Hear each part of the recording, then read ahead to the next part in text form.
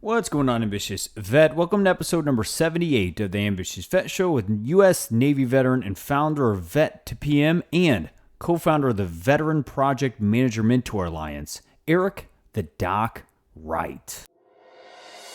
Welcome to the Ambitious Vet Podcast, where we believe that if you desire more than you have in any area of life, you have to become one in the process. Hi, my name is Chris Hoffman. I'm a Marine Corps combat veteran turned social entrepreneur, family man, and personal and professional development leader. On this show, I dive into the trenches with big thinking and conscious veterans who know what it takes to not only pay the bills after the military, but really live with a sense of purpose, satisfaction, and career fulfillment we all desire most after financial stability is no longer a challenge to overcome. Ambitious Vet, if you haven't already, grab your pen and paper. It's time to gain the golden grenades needed to break through your fear barriers and living a life of purpose with passion.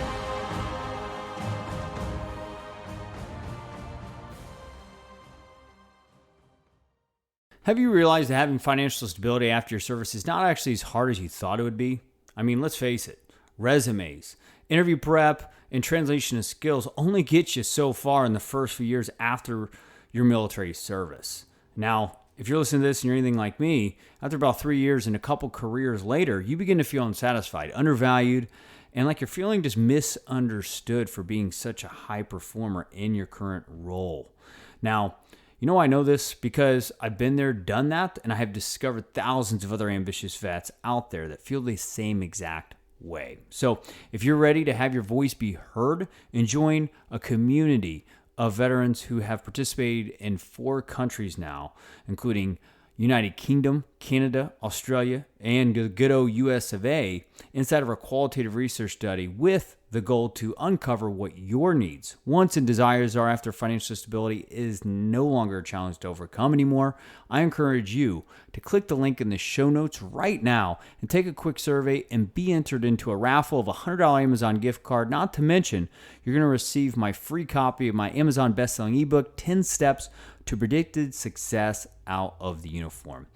Ambitious Vet, if you're ready to go from where you are to where you want to go and accelerate that process, simply click the link to the survey below and share your voice now.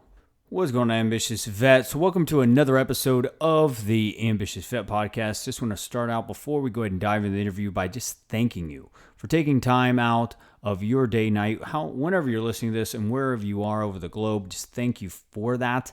We know time is extremely valuable, and just thank you, as our commitment is to narrow the gap on where you're at to more career fulfillment, a sense of purpose, and just higher life satisfaction. Literally just feeling like you're living your best life now. That's what we're committed to. Now, without further ado, let's go ahead and dive into the introduction of today's guest. Today's guest is going to be Eric Doc Wright. He is a U.S. Navy veteran and founder of Vet2PM and co-founder of the Veteran Project Manager Mentor Alliance. I met this guy at the last VIB Network Gov conference in San Diego of October of 2019. I just got to tell you, Ambitious Vet, this man's passion, his intensity, and his years of just going through the trials and errors of just really messing up to find out his passion, which he will share at the very beginning of this, that he turns passion into paychecks. And not a lot of people know how to do that because of a lot of different emotional and mental blocks, which he dives into and unpackages in a great way inside this interview. Here is a couple golden grenades I want you to listen for. One is refining your message on LinkedIn. Also, he breaks that down into key steps. He also talks about some brain hacks on how to shift your mind into an executive mindset and also operate from there so you create more career advancement and more increase in your life.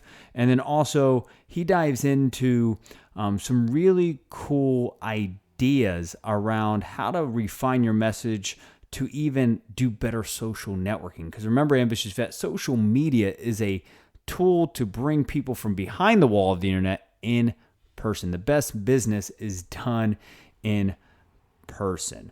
Okay, so without further ado, I'm going to let Eric the Doc Wright work his magic. You're going to see that this man is a human golden grenade launcher. But don't take my word for it. Let's go ahead and dive in the trenches with Eric the Doc Wright. All right, Ambitious Vet, here we are back inside the trenches with a U.S. Navy veteran and founder of Vet2PM, Eric the Doc Wright. How you doing, Eric? Yeah, I'm good, Chris. How are you? Oh, man, blessed, man. It's an absolute honor to have you on the show. I know that I saw your keynote at the VIB Network late last year, and it was just your intensity, your confidence, and just your passion for what you're doing for the veteran community is palpable, tangible, and I'm just excited to unpackage that a little bit more inside this conversation. So thank you for being on. Hey, you bet. It's my absolute honor and pleasure, man. And when you pitched it, when I was out there, and I think it was October, right? We were out there last October at VIB Network. Yeah. It just sounded like a really cool thing to do, man. So, big fan of what you're doing, and absolute honor to be on with you. Perfect. Well, Eric, man, tell us in your own words, like, what do you do and what are you most passionate about in life right now? So, I don't know that I'd have given you this answer before turning 50, brother, but here's the answer after turning 50 this a couple months ago. So I actually have figured out how to make my passion produce a paycheck. Now, I'm a big Mike Rowe fan. I'm not one of those, hey, go find your passion, right? If it means you don't get a paycheck, wander to Europe or whatever. Like, I'm a business guy, man. It's all about, making a paycheck, having the marketplace vote with their dollars, keeping the doors on, lights open, keeping your employees paid. That's a big responsibility, right? But I figured out how to do my passion and my purpose and marry it with a paycheck. So I'm a military veteran. I transitioned out of two different services, Gulf first back in the day, 90s. Operation Noble Eagle right after 9/11, man, still smoldering. Figured out that my transition sucked, and maybe I slept through TAP class or whatever. I don't know. I just didn't get it, right? So I get out and I did everything the experts said. I chased degrees, I chased certificates, I chased credentials, I chased, the next thing I was supposed to chase. And I finally got to the end of that road, and I was like, man, I'm still making $40,000 a year. Nobody's ever going to marry me. Like, I'm a loser. I can't get out of my own head. And I don't know what the trick is. So you fast forward, 20 plus years, man, several degrees, several gigs, one at university, one at DOD, whatever. And I finally figured out, hey, man, my purpose in life is to wake up every morning and make sure that the veteran coming out behind me doesn't have a 12-year long shit transition. So that's what I do now is I fix that. Every day I wake up with the universe and I square off by saying, hey, look, so I'm going to help one military veteran achieve a meaningful, lucrative career today. And if I do that as a minimum, I earned my keep around this place for another 24 hours, right? And that way has seemed to be working for me for about the last 5.5 years, and success breeds success, and it's just becoming a snowball now. Yeah, I love that. I love success breeds success, right? Waking up with an intention. I don't know how many days when I first got out of the Corps back in 2012, how I just woke up and was just like, hey, world, do me, versus me getting out and doing the world with intention and declaring what it is that I wanted to do, brother. And you got out in the 90s and you didn't start doing like your formal education till like early 2000s and stuff like that, right? So I'm sure you probably hit some landmines along the way. So if you could just unpackage, like, what are some key landmines that you hit as you were building your personal brand, and also how did you overcome them? So here's the biggest landmine I could tell anybody out there. And I know when somebody stands up in front of you in TAP, or your buddy who's been out for 3 months tells you, hey, do your LinkedIn profile. That's about as far as the depth goes. Or you get, hey, here's the top 15 things somebody's looking for on your LinkedIn profile. But man, this thing is a tool, brother. You got to learn how to cite that thing, set the elevation, account for windage. Like, how do you work this thing, right, to get it on an objective? So this is one of your golden grenades, right, is learn how to use LinkedIn. And I don't mean just build a profile. I mean, use that thing to identify companies and their values, identify employees inside those walls, connect with those people, and start to farm answers to your interview questions, to your resume questions, to your job questions. Develop that context. Think of LinkedIn as the digital ombudsman, man. You can mine it for information about the PCS station you're going to, right? And when I got in 1994, man, I mean, at that time, Vice President Gore was still creating the internet, brother. There was no such thing as LinkedIn, right? It was you and a resume and like, you know, could you talk the talk or not? So that's what I would say is learn to use LinkedIn, and I can give you guys some tactical tips on that. But that would be one of the biggest pitfalls. Learn to use LinkedIn and learn to use it effectively, which I think is where the rubber really meets the road. Yeah, I definitely would agree with that. I mean, LinkedIn, I think last time I looked at the numbers is, you know, over 800,000 actual active users that are in the professional mindset, ready to do business with you, some shape or form are out there versus like a Facebook or an Instagram where, you know, people are just trying to figure out, hey, did you walk your dog today or something like that? You know what I mean? Yep. Would you eat for lunch and stuff like that? So I really like the whole idea of just, you know, even though LinkedIn can be slightly intimidating sometimes, you know, just jumping in, leaning in and stuff like that. So one thing that we were talking about before this interview, Eric, is how do you refine a message? And as you've been talking about LinkedIn, stuff like that, what would be like step one to refining your message to create more career advancement or even finding a lucrative career on LinkedIn? So the way we've helped thousands of military veterans do it, and when I say veterans, I'm talking about transitioning service members and veterans. The reality is whether you retire or do one hitch or do 19 hitches or do however many you do, whatever, MOS, whatever, on the day you step out of uniform, we're all vets to the civilian workforce, right? So they don't distinguish between retirees and veterans and like whatever. So what I would say is when you step out, and what's the question again, Chris? I was trying to distinguish between the operational definitions. Yeah, no worries, no worries. So we were talking about refining the message, right? Refining the message. And just how do you, I would ask it in this way, right? So refining the message, right? I think a lot of us that are listen to this, or even myself, it took the first 3 years to even find financial stability in my life. Right. And then after that, it was just like, man, but I don't have any career fulfillment. I would like to advance, but I'm in a position that I can't potentially advance in. How do I refine my message to create more of a lucrative opportunity for myself, a little bit more career fulfillment, or just, get a little bit more opportunity in my life? Yep. You need to, so, not to sound cliche, and I'm going to unpack how to do this tactically so it won't be a cliche. It won't just be a platitude, but you need to describe your narrative, and it needs to be in a tone and a tenor and with words that invoke emotion in the recipient, the listener, the hiring manager, the lending institution, for your entrepreneurial gig, whatever. So what's your story? So, Chris, here's who I am. Here's what I do. Here's who it helps and how it helps them. And, this is what's in it for them when we're all done, right? So I'm a military veteran. I'm a founder. I'm a keynote speaker. I'm now a #1 best-selling author on Amazon. Yes. And I use all of that experience, knowledge, skills, and abilities to do what? Simple. Help other military veterans achieve meaningful, lucrative careers. Right there, brother. If you get trapped with me on an elevator for 2 floors, you know who I am, what I do, why I do it, who I do it for, and what they can expect. Now, here's the beauty. Unlike an elevator pitch, it's not about me. I want to grow up and I want to work for this company and I want this title and I want whatever. It's not about you. It's about what you can do for the listener. So know your story, your value proposition statement. Here's who I am. Here's what I do. Here's why I do that. And here's what you can expect. Here's how you're going to benefit from taking a chance on me.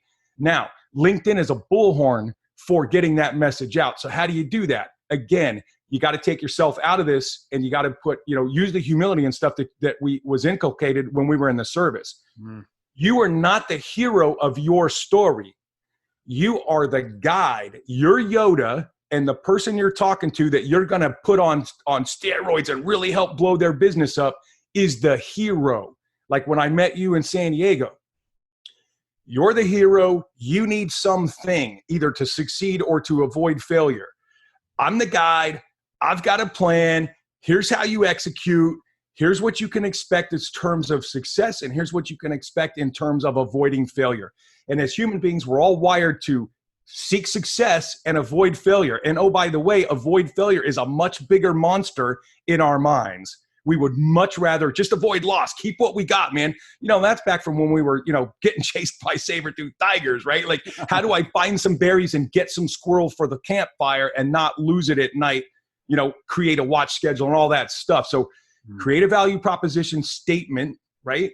And then learn how to use LinkedIn to broadcast that sucker far wide 24/7 while you're sleeping.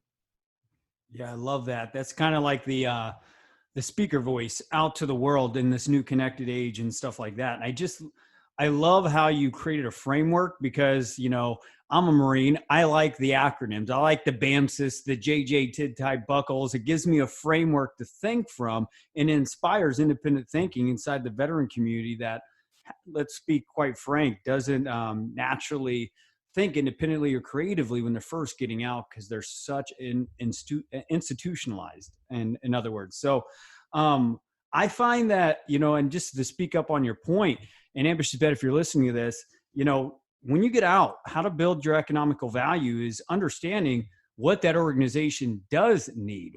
What are their risks? What is their failure rate? What are they trying to increase the revenue, productivity per employee or something like that? And how can you do that cheaper, faster, or better? Isn't that what we learned in the GovCon conference that we were at? That's right.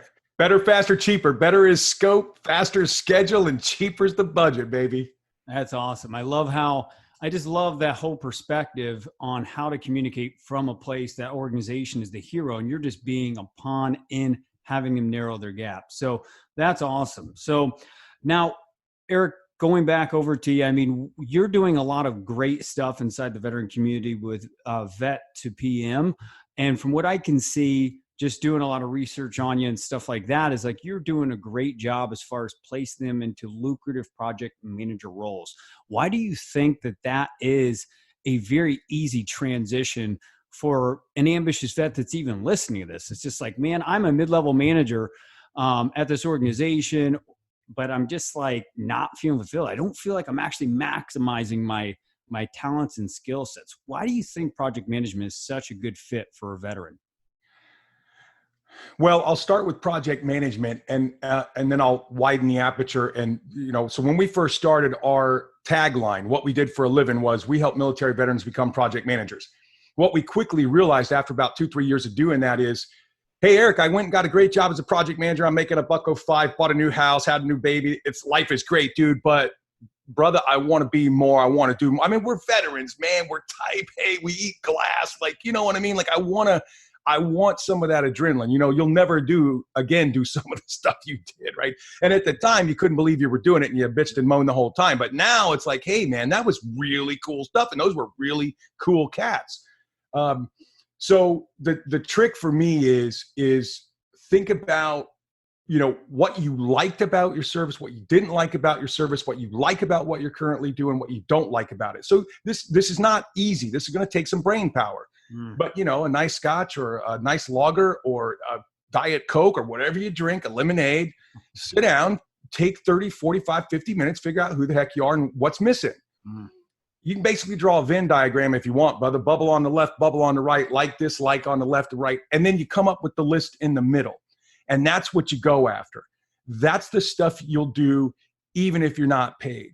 That's how you seek meaning. That's how you get purpose and still get a paycheck though, right? You can be an entrepreneur and make huge differences to the company around you without having to take all the risk of being an entrepreneur, right? Like that's the sexiest thing you can do now. Hey, be an entrepreneur. What they don't tell you, brother, is the front of the brochure is one page. The small print on the back takes like 9 more pages, dude, right? Like they don't tell you about all the stuff that you're going to have to do as an entrepreneur.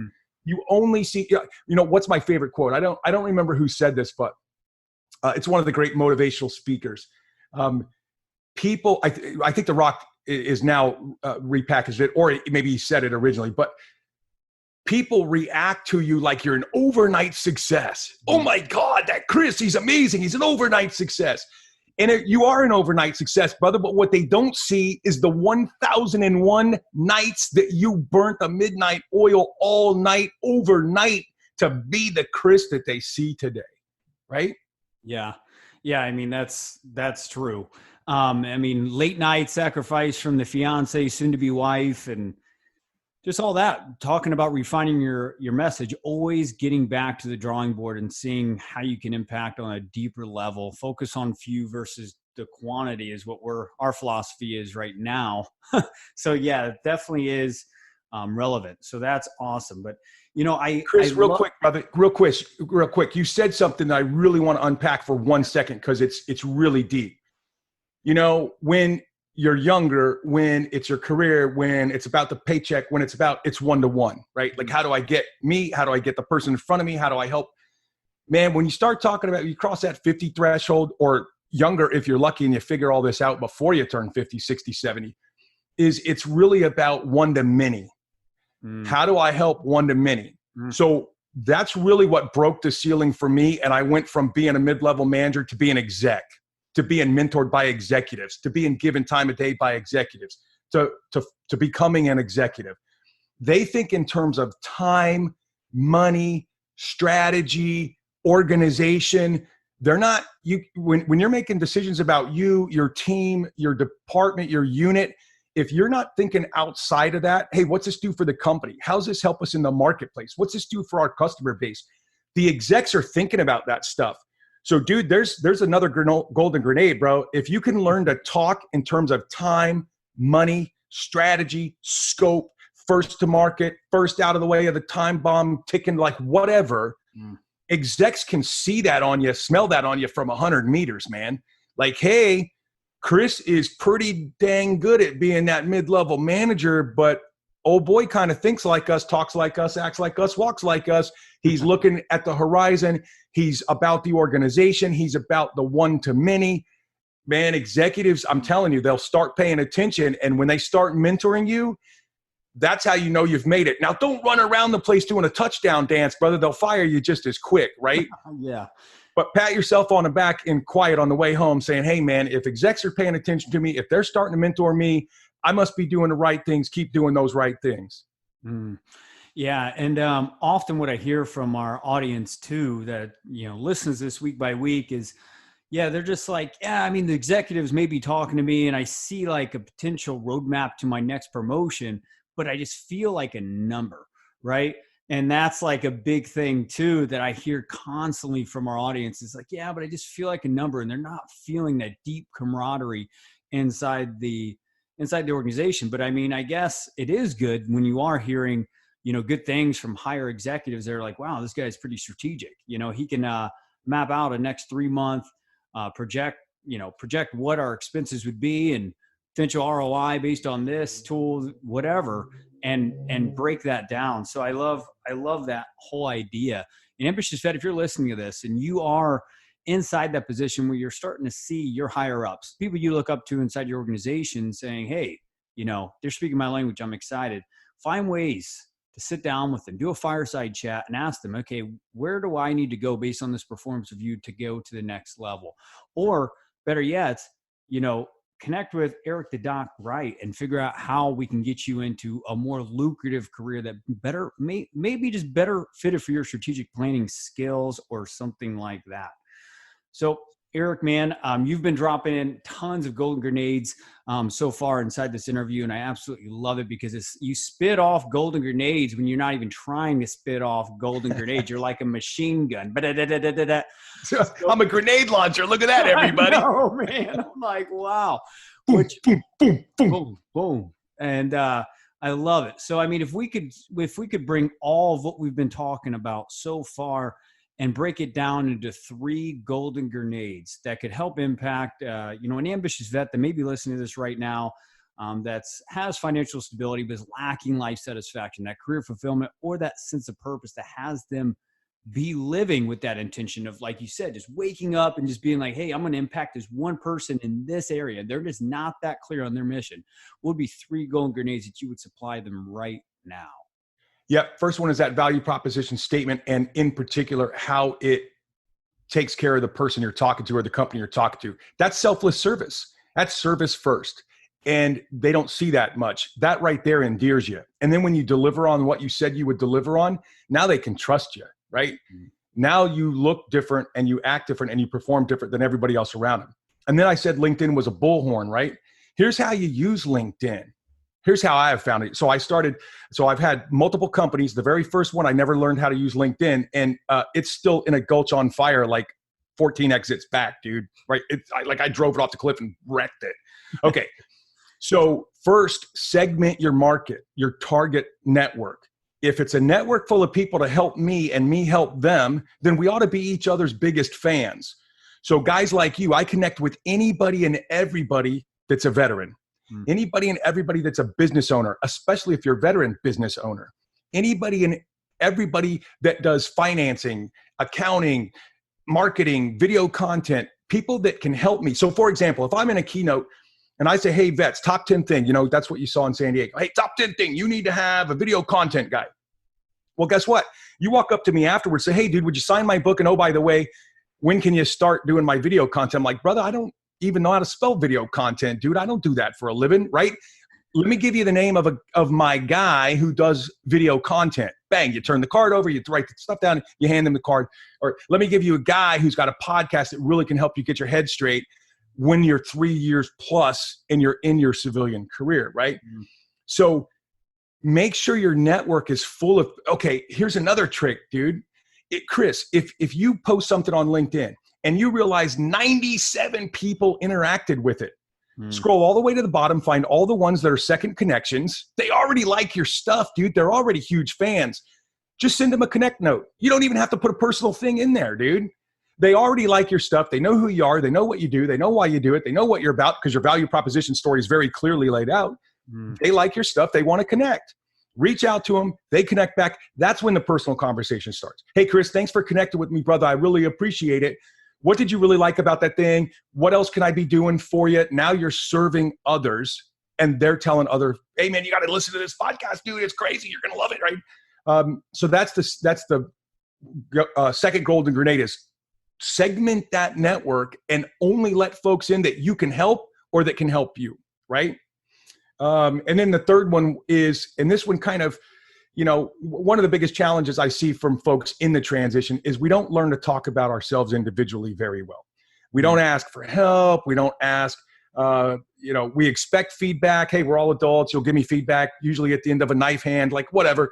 Civilians don't do it like that. We just ignore you, right? If you're a non-performer, we just ignore you, right? We wait till you get yourself fired and then we go hire somebody else, right? And we don't fail, right? I'm going to do mission, like I'll get it done or I'll die trying or whatever.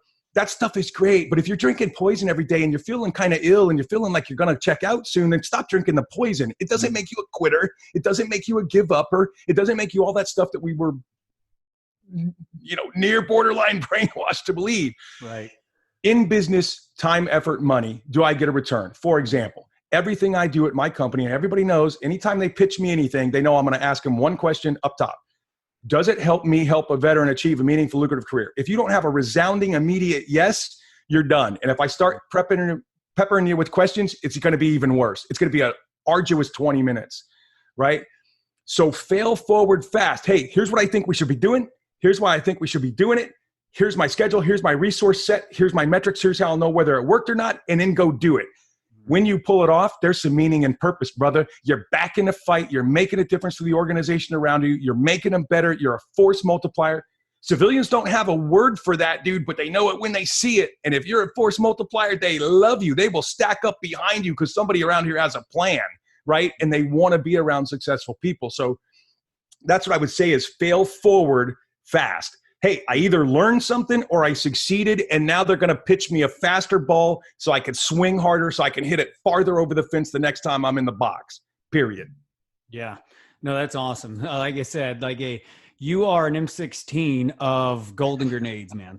And I really love the whole segment in your email. I think a lot of people focus on vanity metrics. I have 25,000 connections on LinkedIn, but then as soon as you approve someone connecting you, then all of a sudden you got all this spam messaging coming in and you don't even know how you can potentially do business together. And it just always shocks my mind that people aren't doing more, screening or more vetted processes with people, people coming inside their connection. So I just love how you are constantly always inspecting, digging for the gold for every connection, like screening that out like a sponge. Because if they are who they say they are, they'll jump on a phone call and you create some kind of business opportunity right there. It's crazy, man, because I recently just had that mindset switch for me. I read this book called Money and You.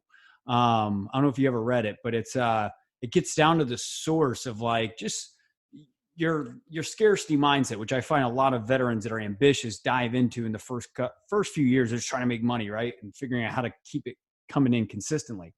And this book did a great job as far as just having me, figure out that everything that we need to forward our life, success, resources, opportunities, cash, stuff like that's right in front of us. And you just validated that whole idea with just like, okay, look at the people that are engaging with you already, connect with them, jump on a call with them, ask them what they liked and where we can go and work together and stuff like that. And I think something as simple as that is what veterans that are ambitious are not doing, that costs little to no money, but they're just not willing to do it because they're afraid that they don't have anything to offer. They don't know how to speak for themselves. So I just love that. Eric, man, I mean, how can people come and figure out more about what you're doing with all your initiatives, hire you to speak, and even buy that Amazon best-selling book that you've written? Yeah, game changer. So, and I'm a contributing author. My solo book is coming out in April. Got some heavy hitters, contributing authors in there as well. So basically, Doc Wright is my handle. So you can find me at LinkedIn. I'm big on LinkedIn, right? That's where most of my business comes from. That's where most of the value is. I'm a business guy. I don't know how to spell Instagram. I don't know where to find a Fiverr. I don't snap tweet anything. So I'm a LinkedIn guy, right? I'm a business guy. So LinkedIn, Eric Doc Wright. No, the doc is not, I was not a fleet corpsman. There was in my 30-something year wandering in the job desert, 12 years in the job desert specifically, but wandering through multiple career makeovers since. There was a PhD in finance somewhere along the way. It's all a blur now, but so that's where the doc comes from. But Eric Doc Wright on LinkedIn. You also can visit vets2pm.com. And that's where a lot of the books are. It's where a lot of links to the YouTube channel are. And the YouTube channel is basically 4 playlists with tons of videos, working on videos every day, trying to get good at this video stuff. Because the reality is too, here's another golden grenade for you and every other entrepreneur on here. Man, the last long article I posted, brother, 82 views, and one of them was my mom, dude. I post a video. I'm serious, dude. I post a video, 6, 8, 10, 15,000 views, brother. And again, dude, it's not because, oh my God, look, it's Eric Superstar. It's, hey, look, there's Doc. And my network is full of people who like to see stuff that I do. And I love to see stuff they do. When you put out a podcast, when you put out something on LinkedIn, dude, I look at it, I respond to it, I like it, I interact with it. Why? Because I'm a big Chris Hoffman fan. Why wouldn't I do it, right? Yeah.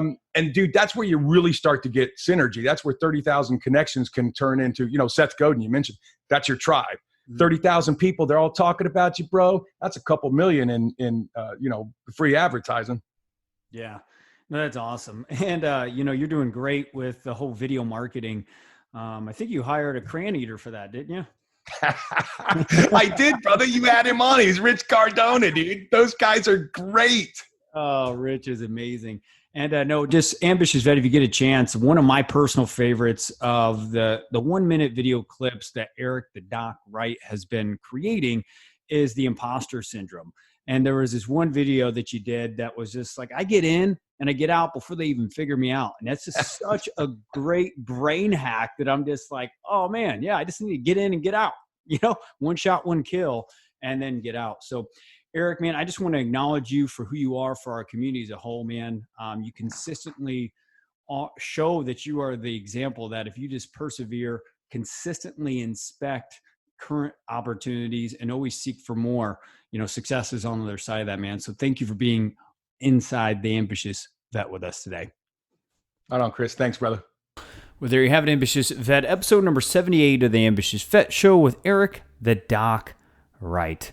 If you haven't already, Ambitious Vet, go subscribe, rate, review the podcast so you are getting the golden grenades you need to to break through your weekly fear barriers to impact your career, your life, your business this next week. Also, if you got just one golden grenade from this episode with Eric the Doc Wright and myself, go and share this on your social media. Share it with your network. Tag us, and I promise you, I will engage with that. And let me know how you're going to implement that golden grenade in your life next week. But until next time, Ambitious Vet, hold the vision and trust the process. Take care.